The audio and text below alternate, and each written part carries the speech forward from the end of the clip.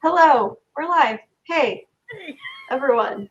Welcome to Feelings with the Geekiary. I am Erin and I am here with Jamie. We're fans. We have feelings. This is where we webcast about them. And it's like July Yep. already, It's somehow. that's almost August at this point. It is, yes, we are in the last few days of July. So join us as we talk about whatever. You can join the conversation with the hashtag Geekiary Feelings. Come on, how will we know we are wrong if you don't tell us? We would Right. like to remind all of you that the views expressed on this webcast are those of the hosts as individuals and do not necessarily represent the Geekiary or the webcast itself as a whole. Yes, correct. um, yeah, so obviously we are a skeleton crew tonight, and it's a Sunday, so We don't blame it'll be people. fun. It's fun. So as far as news and updates, don't forget about our Patreon. Give us money. We like money. It's fine. You can get some perks too, I guess. Patreon.com/thegeekiary. And also be sure to check out the rest of our YouTube channel. We saw the Bitching Dead going on. There are lots of reaction videos. It's a lot of fun. So be sure to also check out the Geekiery's news section. What's going on in the news, Jamie? Because I have no idea. Well, and I mean, as far as like news for like that we have actually talked about, like San Diego Comic-Con, virtual San Diego Comic-Con is this weekend.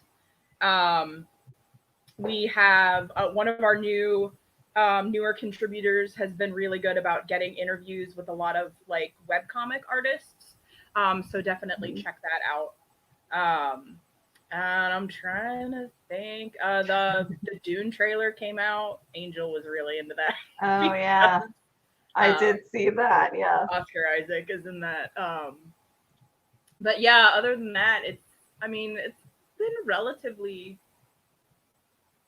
like the summer tends to be pretty slow news wise because stuff doesn't happen. So at least Yeah, because everything drops during Comic Con, which Yep.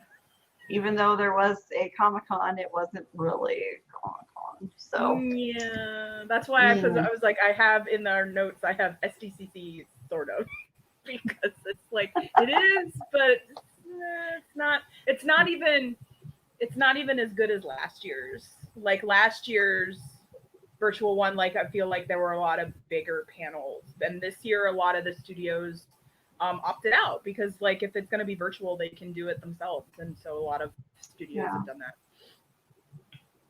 That makes sense. So, I mean, let's just dive in then to San Diego Comic-Con because before we talk about like what happened this week, can we take a little trip down memory lane? Because I feel like all my con friends, including myself, have been like posting, you know, I'm sad that because normally we would be in San Diego right now, and so it's sad that we're not, and it's 2 years now, and I want to go back. All my Facebook memories for like the past 2 weeks have all been San Diego, have all been Comic-Con related. It's kind of it's a huge bummer. Yeah. I did see though that San Diego is doing their normal blood drive, and it's like geeky themed. So that was kind of nice to see, like people going to donate blood, like dressed up in their cosplay. That's fun. I saw also that the people did a shrine. There was a shrine somewhere in San Diego. No, I did not see that, so I have no idea. But I know that they are doing an in-person, like a slim down in-person con in November. Do you have any details about that at all? There aren't really a whole lot yet. The Okay. shrine is at Tin Fish, Dan says. Okay. Oh, okay. Yeah. As same as the blood drive. But yeah, so the in person, it's supposed to be Thanksgiving weekend, and it's not. Yeah, it's not meant to be like San Diego Comic-Con. Like it's not going to be this huge thing that San Diego is. It's just supposed to be like a smaller one. But there hasn't been a whole lot of news yet because they might be afraid that it won't happen because hey, we're still in a pandemic and like it's actually getting worse. So yeah. I saw somewhere, don't quote me on this could be whatever, but I saw somewhere that more people have died of COVID in the first 6 months of 2021 than did all of 2020. Wow. I don't think that's in America. I think that's worldwide. But, worldwide it's still a pandemic because America is not the only country. Shocker. Yeah, it's funny because, well, it's not funny. It's interesting. Let me change my verbiage there. It's interesting because I live in Orlando now, and obviously we have a lot of tourist people and Disney parks and stuff. And I was at Disney Springs last night, and yeah, you would never know there's any sort of pandemic at all. Like no one's wearing their masks anymore. Not even like indoors. And a lot of restaurants, the servers aren't wearing masks anymore. And like at Disney, they've removed all social distancing markers. It's very strange. Now, I will say, I don't want to wear my mask when I'm outside and it's 95 degrees. It's like an oven. I get it. But like, if you're going inside and you're going to be around people, like you should probably put your mask on. Yeah. I'm actually like New York, at least New York City, like I don't think there's technically like a mask mandate, but most of the places that I go still require it. Like you still need to wear it on public transit. When I go into the stores, like there's still the signs that say like you need to wear a mask. I don't know how much they enforce it because I worked retail. They're not paid enough to do that kind of stuff. So I don't blame them for not enforcing it. But most of the people that I see, in my neighborhood particularly, still wearing masks. I see less people wearing masks when I'm in Manhattan. But I think that's more touristy than my neighborhood. Nobody comes to this part of Brooklyn, trust me. And the people that live in the city don't come to this part of Brooklyn. But yeah, although at my office, they finally, when I was in last week, they changed the signs because it was still like they had the social distancing markers up. They had, everybody's supposed to wear a mask. And so now it's, if you're vaccinated, you have the option to wear the mask and all that kind of stuff. And if you're unvaccinated, you still need to, but it's not like they check. So I still wear my mask because I don't trust anybody. Right. I was telling, I was like, I don't know how much you're on the Discord because I know your work is really crazy, but my parents finally admitted to my sisters and I that they didn't intend to get vaccinated. And that kind of like threw us for a loop because we knew it, my mom at least had definitely talked about it. But apparently my dad had never planned on getting it and just was never going to say anything to us and just let us assume that he got it. And we're going on a family trip in September to Florida. So none of us are really excited about this. But and so my parents they weren't going to tell us. We asked. And they admitted that they weren't. And my dad, they are very Republican. And so I know that this is political on my father's part. But anyway, finally, but my younger sister, they told us after I'd already booked my flight. Because I'm like, if I had known that before I booked my flight, I wouldn't have booked my flight. But it was like 2 days after. And I'm like, oh, thank you for my non-refundable, non-exchangeable flight that I now have to Florida. But my older sister hadn't booked her flight yet. And she flat out told them, like, I'm not coming if you don't get vaccinated. And so now they're getting vaccinated. And it's like, oh, and like, you could have done that months ago. Like, yeah. Well, I mean, at least, I mean, that's good. yeah. Well, that's the thing, because my mom had said, like, if you guys say you won't come unless we get vaccinated, we'll get vaccinated. I'm just like, will you? Because you didn't tell us you weren't, that you weren't. Yeah. Like, so, and also there, it's like, what am I supposed to do now? Like, that I've already booked my flight. Like, so, but my older sister had not, and so she had the leverage. She was like, yeah, I'm not coming if you don't. I was like, good job to your sister. yep. But don't worry if they don't want to wear their masks here. It's fine because no one is. So I'm not condoning that, by the way. I'm being sarcastic. So yeah. All right. Traveling. I haven't traveled anywhere in a while. Interesting. Yeah, it's well, I mean, last year we did the same trip last year, which I think was ill-advised, but everybody else wanted to, and I didn't want to be the only person that said no. So also my older sister is a nurse, and I'm like, if she's okay with it, I guess, like, that's fine. And I quarantined after I got back and all that kind of stuff. But I'm not looking forward to it this year, because last year it was like I did not have a full flight, like social distancing, like no middle seats, social distancing measures were everywhere, and all this kind of stuff. And I'm like, yeah, they're not doing that this year. Also, one of my flights has already been changed, so that's exciting. I had very little. That means it's moving to a more full flight. Yes, exactly. They canceled the flight that I had, and they put me on another one. And I'm just so annoyed because, like, I didn't have that many options anyway, because I am a JetBlue member, so I always buy JetBlue. Unless somebody else is buying my plane ticket, and then I don't complain, whatever flight you get me. But if I'm choosing, I fly JetBlue. And I only had like 3 flights to choose from, and like only 2 of them were direct. My light. What happened to your light? My light dimmed. It does that. Maybe I can like turn. No, I mean, we can still see you and everything. It's just like, what happened? It does that. Like, I have the light in my living room is a dimmer. And so occasionally it'll just dim. Interesting. And then I have to go and then I just have to go like put it back. But like, yeah, it does that a lot. So,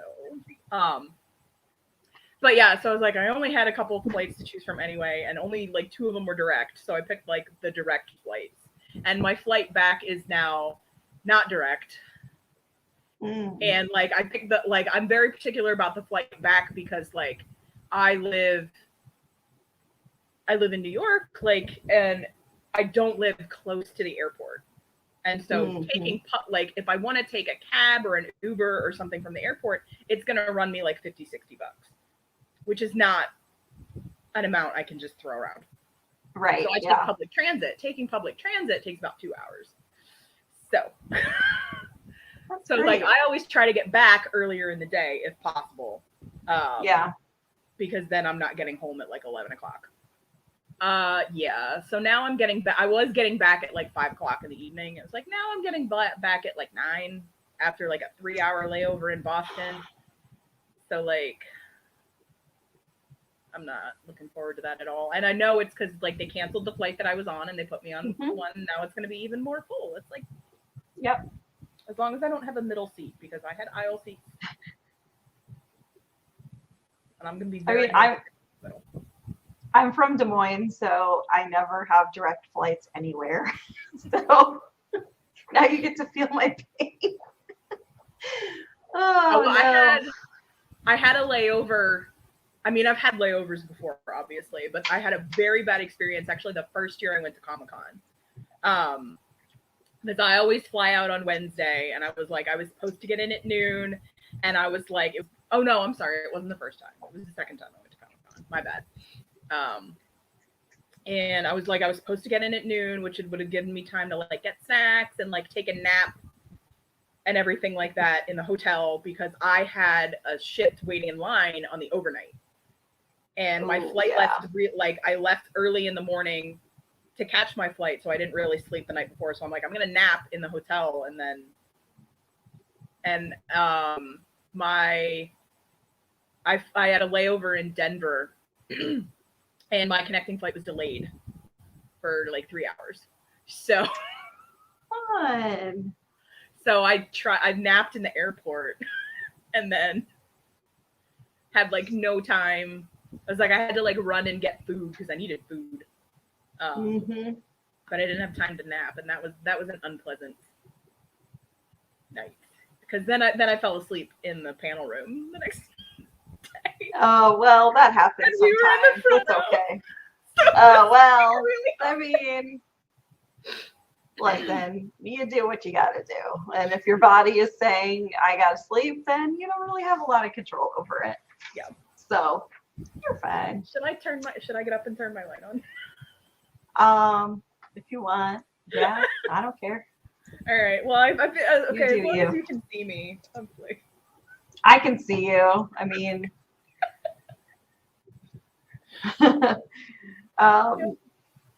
yeah.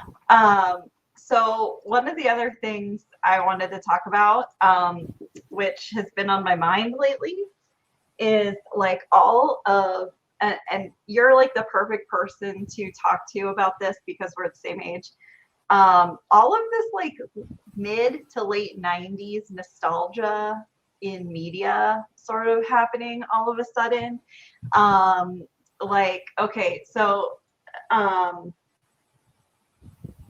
there's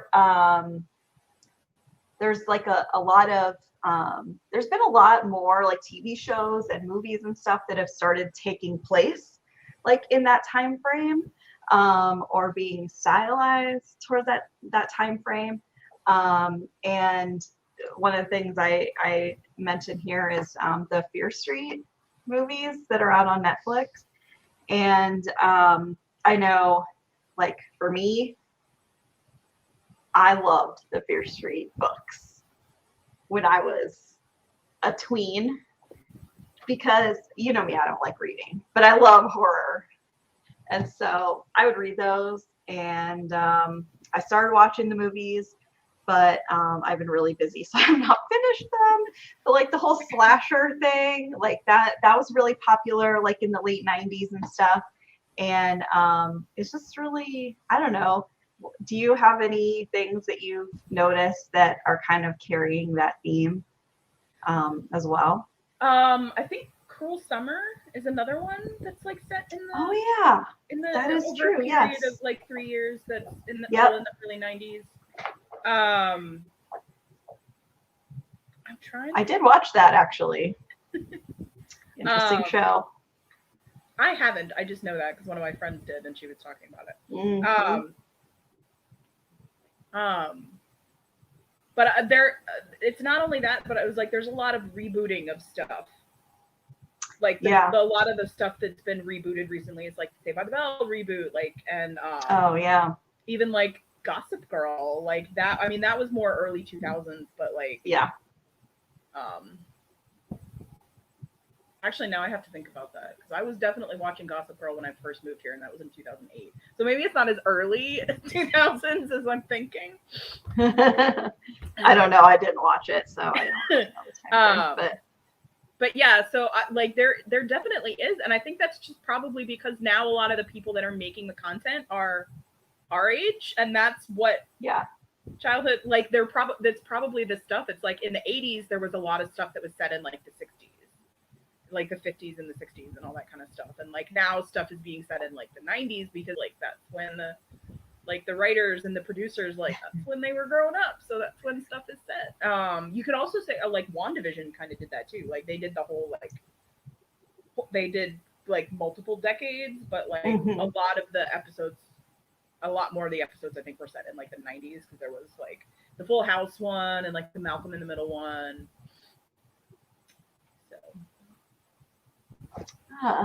Oh, the good old days. When we were just children and didn't have any worries. Yep. We had worries, but not like the ones that I have now. No. Mine was definitely Yeah. like, can I finish my homework in time, and not like, can I afford rent this month? Like, Yeah, no, I never did homework. I was I was a good student, but I was a bad student because I was like, I think you should get everything you need to get done while you're in class. So, and that's I also, legitimate. I still hold that philosophy, and I went to school to be a high school teacher, and this is probably why why I'm not teaching high school right now. No, so I had a weird homework thought. philosophies. I had a weird thought last weekend that is sort of on the same line. So like, I was an English major, and everybody would be like, "Oh, so you're gonna teach?" And I'm like, "No, Oh yeah. no." And like my reasons for not wanting to teach were like, I don't really like kids, and I don't really have patience. And so like, patience with children, not a thing that's going to happen with me. And I was thinking last week, as I explained for the 400th time why I can't do something, or why something isn't the way it is, my job, I'm like, maybe kids would have been better, because like, maybe kids would have listened the first time and not asked me, like, I don't know. So I was like, I don't have any patience for the adults in my job now. So like, I don't know, maybe being a teacher would have been better. But then I was like, but like, I don't know if I could adhere to like the curriculum that they have. Like, oh, like now you're not allowed to teach anything that makes white children feel guilty about being white. Like, screw you. Like, yeah, I was definitely more like I was a history major, so I wanted to teach mostly history, but all social studies really.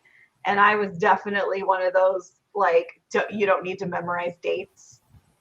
If you can like put them in an order, or get like a general idea, that's fine. I was definitely more into like, let's look at history in context of like culture. And which is how it should yeah, be that's honestly, like. well, I think so.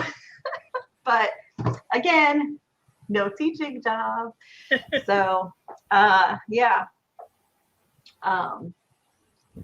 Yeah. But I was gonna say another weird thing that I've seen is this will be the only time I bring up BTS, by the way. One of the members of BTS did like a live, like he went live for fans earlier today, and he actually was listening to the Backstreet Boys and Westlife back from the late 90s. Like the song was what was the song? As Long as You Love Me. Sorry, I had to sing the song in my head to get to the name of the song. As Long as You Love Me by the Backstreet Boys, and My Love by Westlife. And I was like, and then he was also, he played like Five and like some of the old school like the Fugees and stuff. And I was like, what are you doing to these like mid to late 30s, early 40s armies right now? We're just being like, it was intense. And so I really like that like people are starting to listen to like that music and consuming media from that, because I really like, there was some good stuff back then, in my opinion. There was, obviously I'm biased, but yeah. There's a trend on TikTok where they do, it's like the music challenge, and they do it by decades. And so they'll be like, it's like a blind reaction, and they play like, 8 or 10 songs or whatever, like just little snippets of them, and you're supposed to like sing along, lip sync if you recognize. And you have these kids that are like 15, 16 or whatever, and it's songs from the 90s, and they know like none of them. And I'm just like, we are failing the younger generation. And you don't know, because of course I sit there and I was like, I know every single one of these songs. Yeah. Oh man. Well, hopefully there will just continue to be more and more of like this nostalgia content. And I actually, one of the things, so I started watching the Fear Street movies or whatever. They're like little, I don't even know how to describe they're like them. mini, so yeah. yeah, it's like a but each episode is like self-contained. I don't know. It's a weird thing. The Fear Street thing. It's on Netflix. Watch it. They use like the actual music from the 90s where like as in Cruel Summer, they used the music, but they were covers. They were like modernized covers of the songs from the 90s, which I'm like, okay, that's fine, but it's not the same. Like when you hear like some emo late 20 teens singer singing like the Cranberries, you're just like, it just doesn't hit the same. You know, so so I do like that about Fear Street is like they use like the actual music, which I appreciate. I'm gonna fix my light because it's starting to get really dark. You are yeah, it is starting to get darker. You are right. So, talk amongst yourselves. Yeah, go for it. Yeah, I'll talk amongst myself. Not the Holy Roman Empire was neither holy nor Roman nor an empire. Discuss. Yeah, well, I will say, you know, when we were talking about the history, like you don't have to know dates. There is one historical date that I will never get out of my head ever, and that is the Magna Carta 1215. So that is the one date you should know, kids out there that are not watching this. Just remember Magna Carta 1215. That's all you need to know. There we go. You can see me again. Yeah. I don't look like a white ghost next to just like a black screen. It'll probably do that again at some point because like some days it doesn't happen at all, and some days it's like every 10 minutes, and I'm just gonna sit so in the weird. dark. I know. I think it's the light bulb. Oh. Like. So yeah. Or it's a ghost. Could be a ghost. So, this is a pre-war building. It could be a ghost. All right. Well, let's move on. The discussion, but no, I want to talk about the Olympics because they're happening right now. Oh yeah, go ahead. Yes, let's talk about the Olympics. Yes, please. And that was we did on one of the webcasts last summer. That was the thing I talked about missing the most with the pandemic was the Olympics because it should have been in 2020. Oh yeah. So now it's this year, and it's like it's still a very. I'm pretty sure this Olympics is cursed because there's already been like I think 100 COVID cases tied to the Olympics, and it's like it's insane. And like I'm very happy that the athletes still get to go and compete, but it must be really weird for them. And depending on the sport, probably a lot harder because there's no crowd. For something like skateboarding or something like that, where like you probably like that's probably a big part of the event, and it's just like they're just empty seats. Or it's been like really weird because I was watching the gymnastics qualifications, and for the men at least, for the U.S. men, the women's team was there, like in the audience cheering them, but for the men did not go to support the women. And then like it was really weird, like for the archery finals, like it was just like other members of the team, so there'd be like they panned the crowd, and there was like 10 people in the crowd, and it's just like, yay.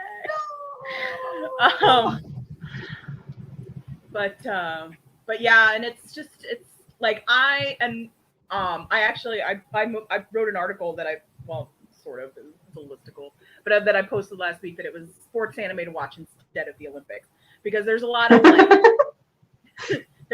like BS going on with the Olympics now, like Sha'Carri Richardson, who was banned from the Olympics because she had smoked weed like within a amount of time, and it's just like okay, smoked weed in a state where it was legal, like she was in Oregon, and I want to say her she was like her mother had just died or something, and I'm like, yeah, I think I heard. Yeah, I don't know the whole context, but it's like if somebody had gone on like a bender and got drunk, because like in that same situation, like they wouldn't get banned because alcohol is not a banned substance, and it's like it's so stupid because marijuana is not a performance enhancer. Right. Like I'm like, if you are stoned and can still be like one of the fastest people alive, like you are awesome. You should be in the Olympics. You should be in the Olympics, right? Yay.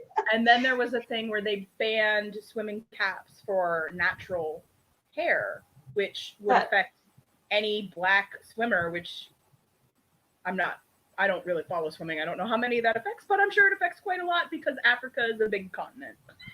And there's so there's that. And I mean, it's like, and just having the Olympics at all is like very unpopular in Japan.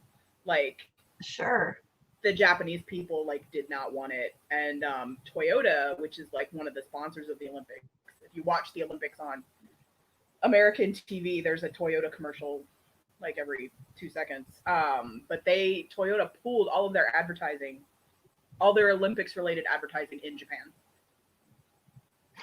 So it's like it's a very like weird Olympics, but it's still the Olympics and I am still watching. So yeah, I normally do. I just haven't caught any of it this year yet, and I'm hoping to. But yeah, I mean, you have to think about it, or at least I think about it from the athlete's perspective, which is, you know, for them, especially if you're an athlete in a sport that has like a very short performance window, you know, they've been training for this their whole lives, maybe. Yeah.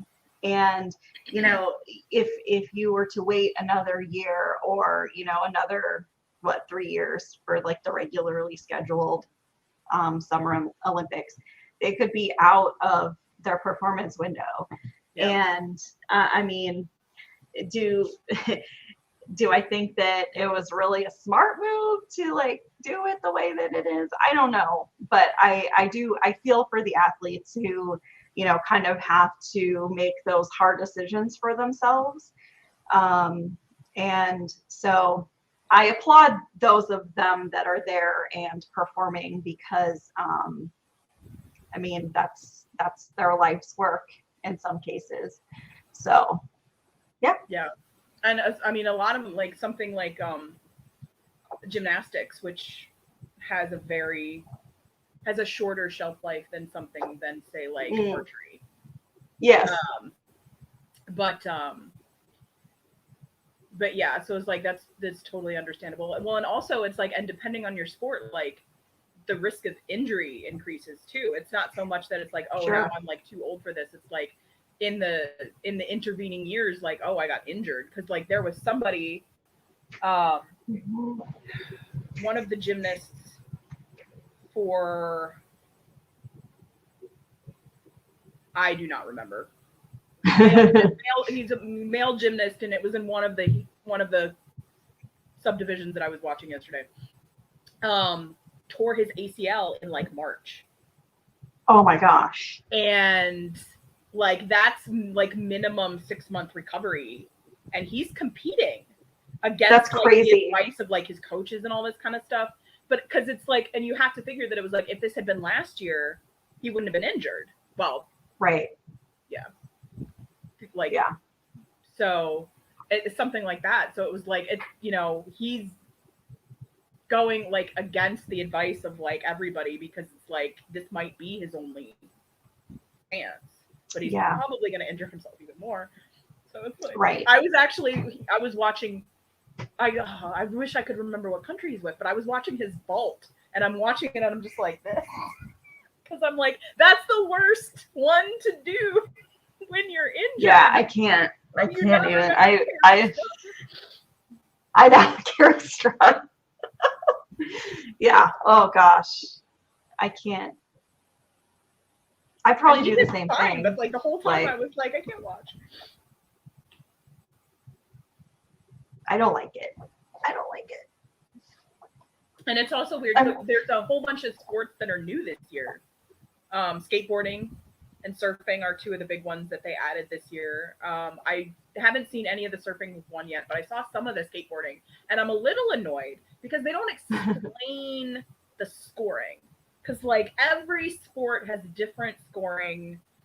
Yeah. And I feel like the commentators usually do an okay job of explaining how that works. Like in gymnastics, gymnastics is like figure skating, where it was like you have like 2 scores. So you have like your difficulty, and then you have like how well you did it.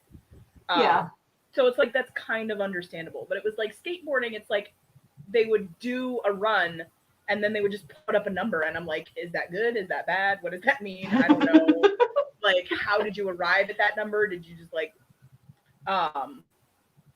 and like, no explanation. And I'm like, I'm assuming it's something where it was like, oh, you get points for a trick, and if you fall, it doesn't count. But like, I don't know. Like, I don't know. It's probably more complicated than that, but I don't have a better explanation. Yeah, for you. well, I mean, like, yeah, because like I watched a couple, and it was like some guy got like a 9, and I'm like, okay, and then the next person got like a 2 something, and I'm like, I don't understand what's happening here. And also, like, it was just so weird, like having skateboarding being in the Olympics. Because I'm watching this, like, it was like street, where it was like, it's like an obstacle course. Like, oh, there's like railings and like half pipes, like that you would have in like a urban thing. And it's just so weird watching that. It's like, this is, I mean, I know that it takes a lot of skill to do this. I get it. But watching them do like skate around for a while, and then like go down a railing, and then like skate around for a while, and like something else. And I'm like, have you seen what Simone Biles does? Like, just the fact that these exist in the same sphere. It just seems really weird. And a lot of people were falling, like, because that's the thing that happens in skateboarding. Yeah. But I'm just like, it just, as somebody that watches figure skating, like, falls take you out of it. And you, I mean, I'm assuming you still like would get penalized in skateboarding, but it was like there was some guy fell on like everything he did, and I'm just like, I can't do this.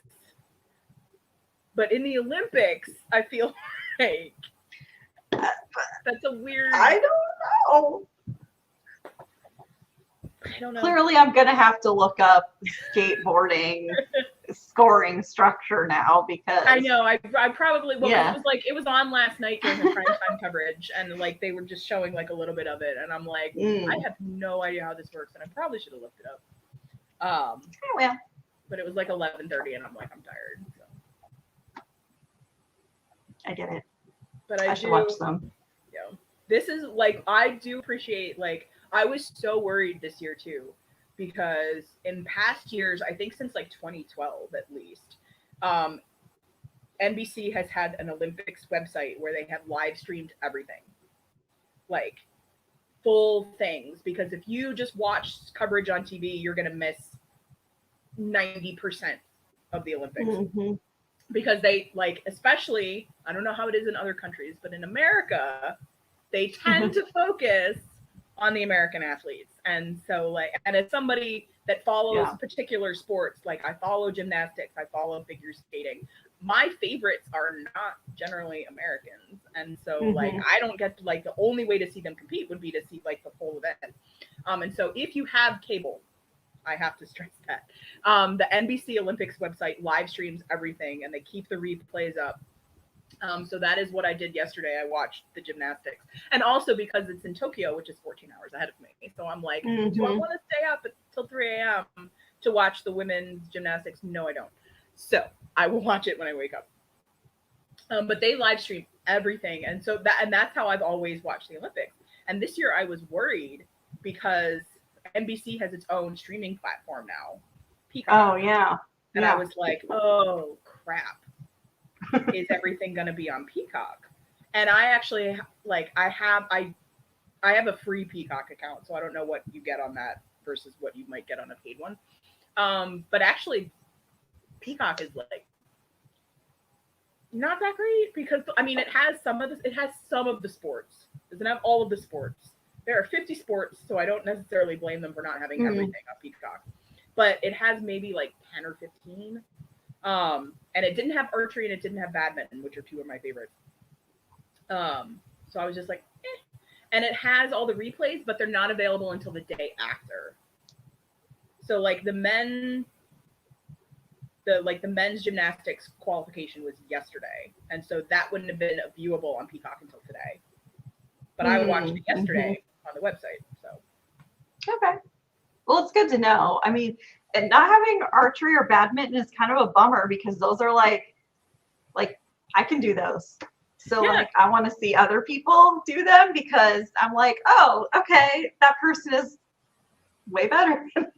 They're everything's on the website because I was actually I watched the mixed doubles archery final, like quarterfinal, semifinal, final. I watched them earlier today because the South Korean team is like 2 teenagers and they beat like everybody. Yes, I did hear about that. All right. And I Watch saw the Olympics. badminton. I love badminton. Yeah. Yeah. Well, like I said, it's like something that like I can do as a non-athlete. So that's enjoyable. I actually took archery in college. It was fun. I took archery in high school. I did not use the like impressive, like super complex compound bows that they use. I used the simple bow, but I still remember some stuff. And that was like one of my favorite classes. Yeah, I did it in high school and it was super fun and I was actually decent at it and maybe I should have just kept going with it. I know there's so many gone to things. the Olympics. Like I loved badminton and like badminton was one of the things that we did in gym class that I actually like tried at. Like badminton volleyball. We did those every year. And I loved badminton. And I was actually like okay at it. But also like okay in the terms of like the other people in my gym class and probably like on a global scale. Yeah. But it was like I don't know what age I was when I discovered that was an Olympic sport because they almost never cover it on like prime time because now that NBC has like 18,000 networks and all this kind of stuff, like you can change to a different channel and find like I think badminton was on NBC Sports this morning, like, but it's like NBC Sports wasn't a channel when I was like 15, so but I was like, I don't remember what age I was when I found out it was an Olympic sport, but I remember being very upset because I'm like, I can play badminton. I'm not going to be a gymnast, but I can play badminton. Like I could have gone to the Olympics if I'd like tried. If I tried. Exactly. See, there you go. All right, I'll be sure to start watching some of the Olympics. I guess. All right, let's move on. So recommendations. Do you want to? I don't have anything written down, but I will recommend something. But you can go first. Mine is another C drama. I know you're all shocked. And I actually wrote a recommendation for it on the. I think you know what mine's gonna be too, so it's fine. I actually wrote a recommendation for it on the Geekiary like a week or so ago. But it's Guardian, which is amazing. I had seen like it because it's from 2018, and I'd seen it pop up on people I follow on Tumblr. Like I'd seen it on my Tumblr dashboard, and I was just like, whatever. And then when I got into C dramas last year during quarantine, so I'm like, all right, cool. So I finally checked it out, and it's like amazing, but like it broke me because the ending, like, not, I don't want to spoil, but like it's not, I wouldn't necessarily call it a happy ending. Like it's not a sad ending. It's like a very bittersweet, like hopeful kind of ending. But it was definitely like making me cry at 1:30 in the morning as I'm watching the last episode. That's and I'm nice. like, but it's really good because it's basically like the basic premise, which is completely derailed after like 20 episodes, but I don't want to spoil it. But it's basically like you have one guy and he's immortal, and he's like magic, sort of. Like he's from a race of people that have like special abilities, and his ability is learning, so he can learn how to do anybody else's special ability. So he has best special abilities. And then the other guy is the reincarnation of the immortal guy's dead boyfriend, but he doesn't know he's the reincarnation of the guy's boyfriend. Like, so like the immortal guy like, and like knows that it's him, but anyway, and then they solve crime. Okay. And it is fantastic. And like they, like the two of them, like it's yeah, I mean, it's gay, but it's China gay, so it's like, but it's based on a book, like, so obviously like the relationship is toned down because it has to be, because it's illegal in China to show two people in a same-sex relationship on TV. So they have to be very, very subtle, but also very obvious about it. Like, I do not like. There's so much plausible deniability in these shows. Because it'd just be like, well, they never say they love each other and they never kiss, but it's like super duper obvious that they love each other. So that and I have one that is not. I can't technically recommend this show because it's really not a very good show. That's okay. Such a the watching experience because it is so ridiculous. It's called Advance Bravely. It's also a C drama. It's also gay. And it was just like bizarre because like the one guy is like his sister has a crush on this guy and she's basically like making her brother do all of the like, oh, like go give him this gift I bought for him, like go do this or whatever. And so then the brother ends up falling in love with the guy. And it's like there's an episode where there's only one bed because they're traveling on a motorcycle and it's raining and so they have to stop and they go to the hotel and there's only one bed so they have to share it. And then that devolves into them just like always sharing a bed, even though they like live together.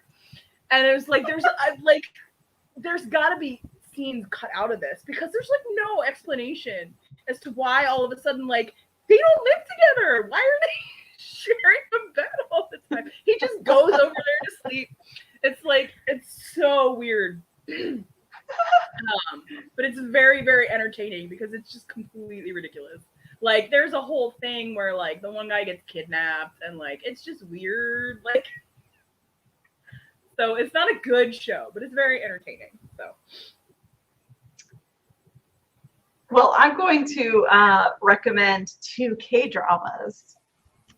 So unfortunately mine are not cool or magical.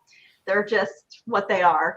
The first one is called Hospital Playlist, and it is on Netflix. Yeah, it's one that airs weekly. So I'm caught up, unfortunately, which makes me want to cry because I want to watch more. And it's fun because it's like a hospital sort of drama thing, like a medical drama. But there's a lot of humor in it. Because like all the doctors, the main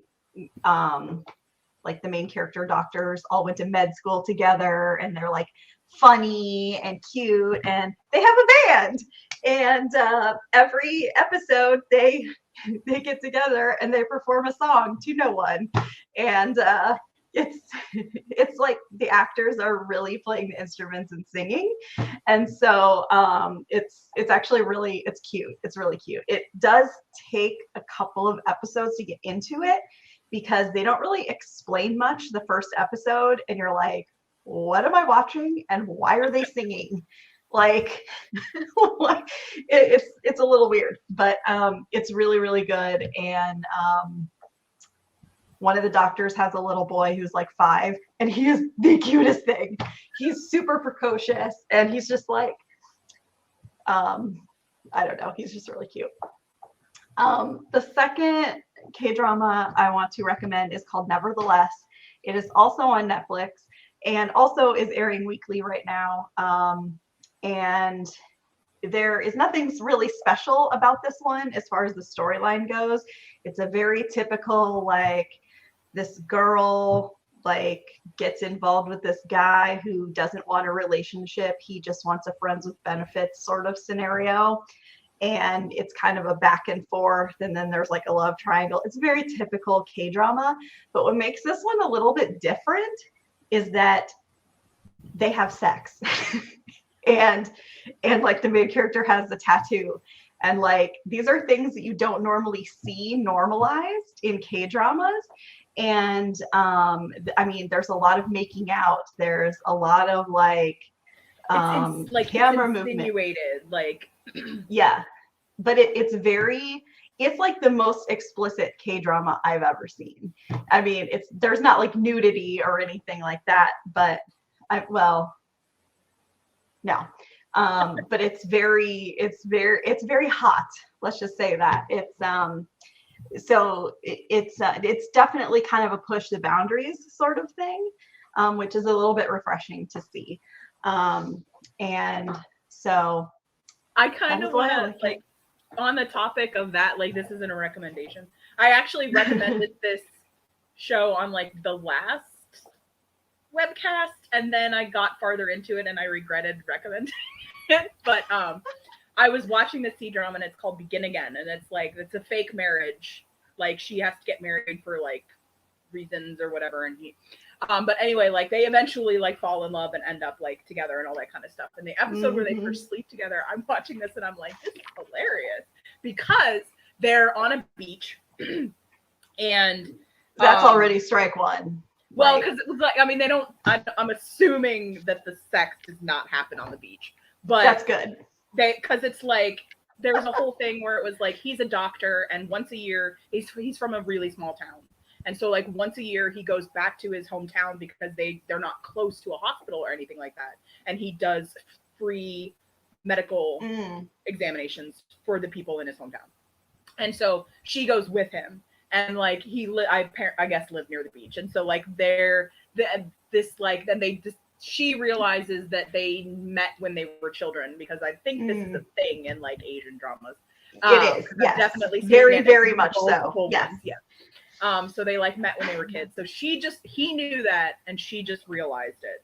And so like he finds her on the beach. And so then they like come together and they kiss, and then it transitions into that like that. But it was like, instead of like moving them into like a bed or even like putting them in different clothes, so they are fully clothed and it's just like a like silk sheet like comes behind them, like a pillow is being held up behind them, and like sheet, and then like a sheet comes over them, and it's just like it pans out and it's just like this giant sheet. And like I'm just sitting there and I'm like, could you not have at least like changed their clothes? Like you don't have to like put them in like t-shirts or something to indicate that they're not just standing there on the beach. The multiple exposure over like different camera angles is also another tactic of sex scenes. So funny. And then there's a Jamie's currently losing it. It's fine. And then there's a time skip and the show goes to crap. But anyway. Oh, there's always a time skip. I know. This one really bothered me though, because like she was pregnant when she left and she never told him, and so it comes back 5 years later and they have a kid that he never knew about. And I'm just like, I was like, no, that took me right out of it. Yeah, that's not, Yeah, because I was like, the time skip I'm starting to understand is a staple of Asian dramas, but like that one like really bothered me. And like she like, anyway, I don't want to like go into a rant about this. Yeah. I went earlier this month, some of my friends and I, we went upstate to the Angry Orchard, the cider, like the actual like, orchard. And on the way up, I was just like, let me tell you about this show, because then I had just finished it like 2 days before or something like that. And I was just like ranting for 20 minutes about how angry I was that they did this. And neither of my friends watch these kind of shows. Yeah. So they're just sitting there like, okay, Jamie, sure. And I'm just like, and another thing. See, I totally feel your pain, because like K-dramas, at least the ones that I've watched, are so like, they're so hopeful about love, and I've never been into like love stories or romantic stuff. It's not my genre of choice if I'm sitting down to watch something. But K-dramas just always have like it makes me feel like I want to love again.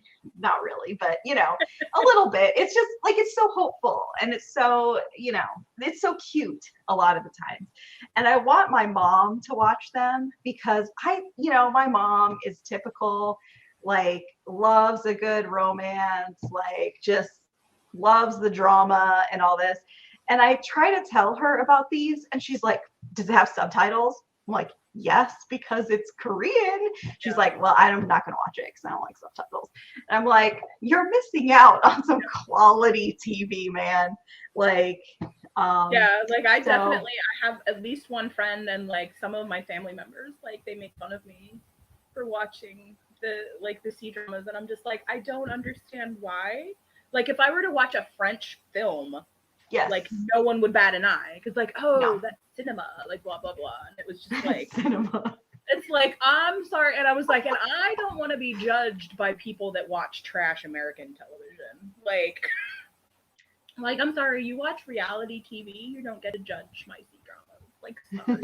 Like no offense to anybody that likes reality TV. I know Some reality Aaron TV went is through a big fine. thing. Like I've never been a big reality TV person, so like, but I was like, but I love, and like I mean, because the thing is, and this is actually something I'm writing an article for about Comic-Con at home. So, and this kind of touches on what I'm talking about because like this year's Comic-Con at home, there were a bunch of different cultures represented, which is like it's Comic-Con International. And so it feels very odd to say like this is the first time it actually felt international because there's always like That's really cool though.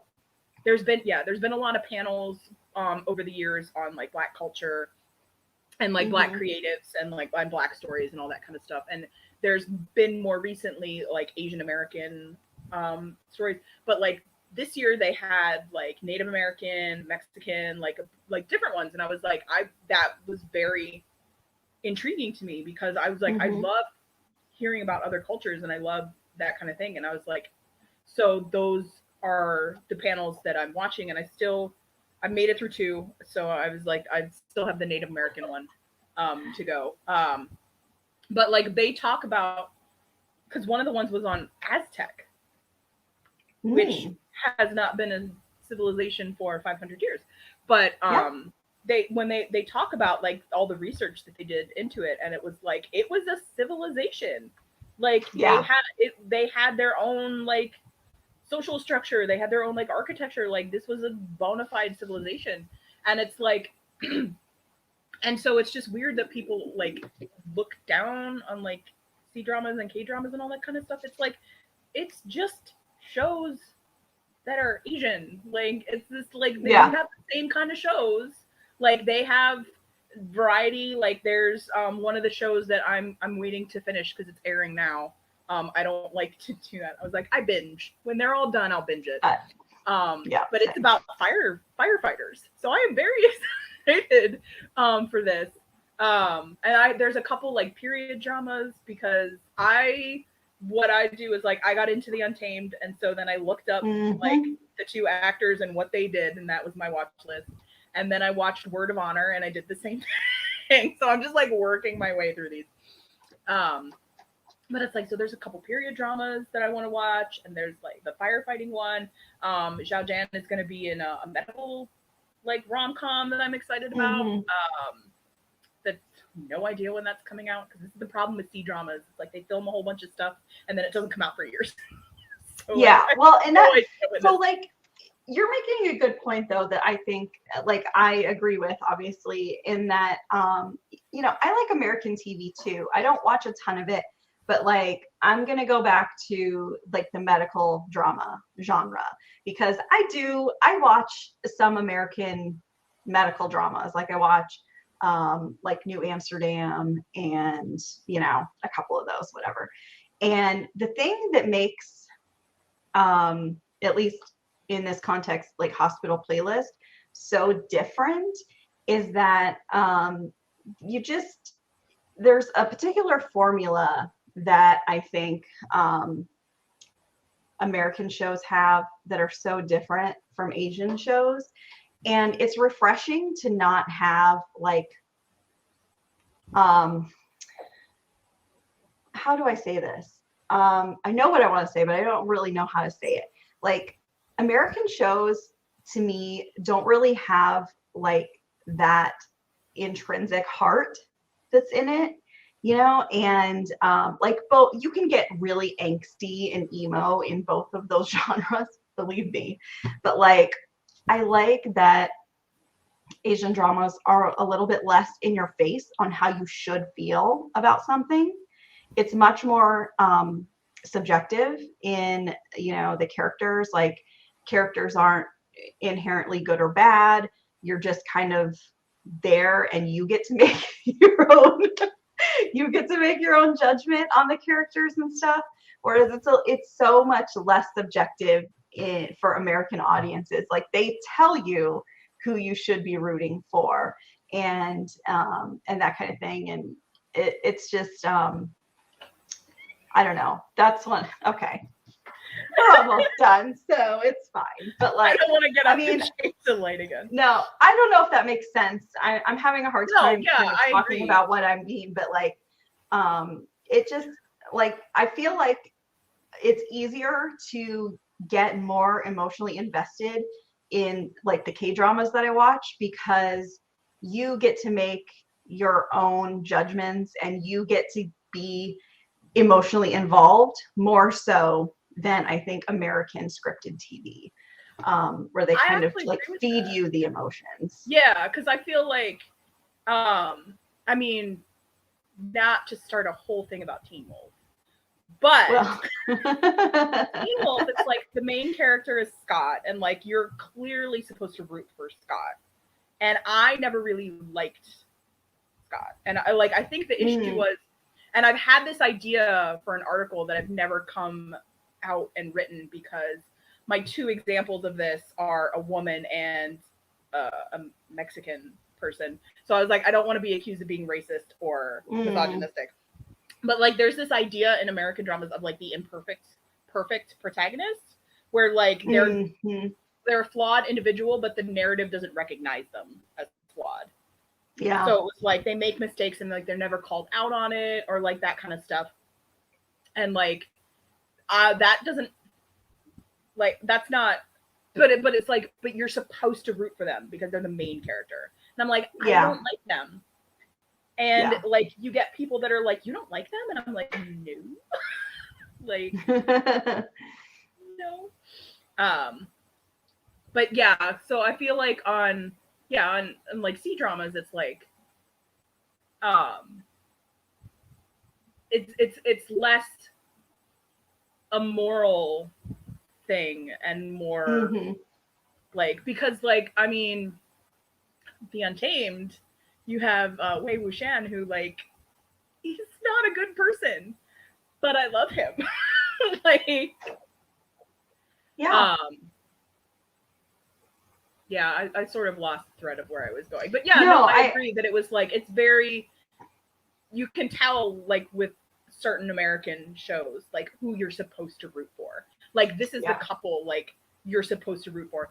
And they don't put the effort into developing them because they're just like, this is the protagonist, you're going to like him. Or like, this is our main couple, you're going to ship them. And it's like, but I don't because you didn't do anything to like make So going back to the medical dramas, I watched The Good Doctor, which is not a particularly good show. It's just something I watch. But they made a decision like a couple seasons ago that really rubbed me the wrong way. And I like cannot take it seriously anymore. And they basically had the main character who is like an autistic doctor, like trying out dating another doctor or like the pathology doctor at the hospital. And they had a lot of problems with like the touching and like the getting intimate and stuff, which I think was a really interesting storyline. But like this other doctor really liked the main doctor. And it was just like a lot of struggling on, you know, very, I think, relevant sort of issues, you know. And then all of a sudden they just like got rid of her and went with like the safe friend, the roommate friend choice. she's super annoying, and like, they were able to hook up no problem.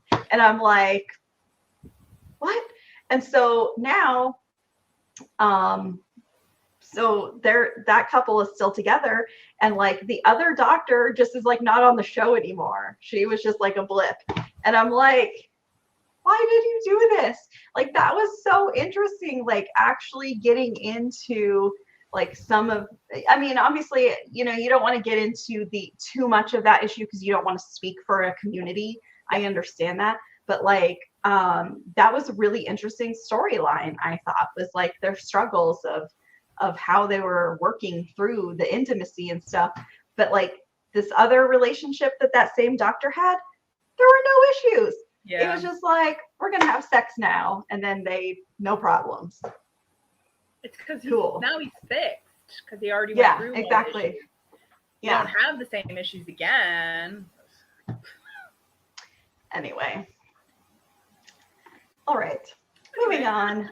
Yeah. We got a little fired up. It's fine. So I don't know if you have any quarantine shout outs, but again, we're still in this pandemic. So once again, thank you again for getting your vaccines. If you're vaccinated, that's awesome. And thanks again to everyone who is continuing to mask up, especially indoors or on public transit, like you mentioned, Jamie, even when there's no mandate in place, because I don't really think there are mandates in place anywhere right now in the US.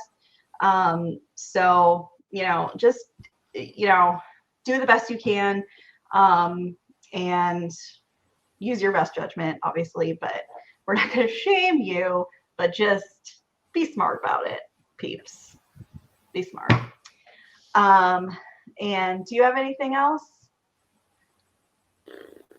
At all, not just not quarantined, whatever. Oh no, I go on vacation tomorrow, and I'm excited about that. I mean, I'm just going. Friends and I are going. Well, I say friends and I are going. They're there already, and because it was Comic-Con, I had to delay my arrival. But we're just going to Pittsburgh. But it's like we're visiting a friend of ours that lives in Pittsburgh, and so. But it's like, but it's nice because I was like, at this point in the year, I would have had. This is my first like time off since I went on my trip last September. So like, and I mean, I've had days off, obviously, like, and there's been holidays that I haven't worked, even though my job like requires holidays and all that kind of stuff.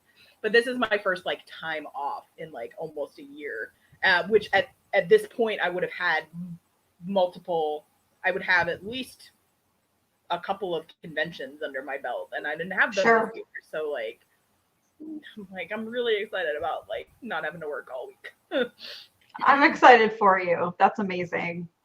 You enjoy. Don't think about work at all. Just go and enjoy your friends.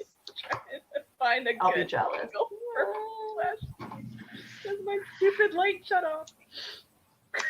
Well, that's okay. We're done now. Okay. So sorry, Jamie, I feel really bad about your light situation.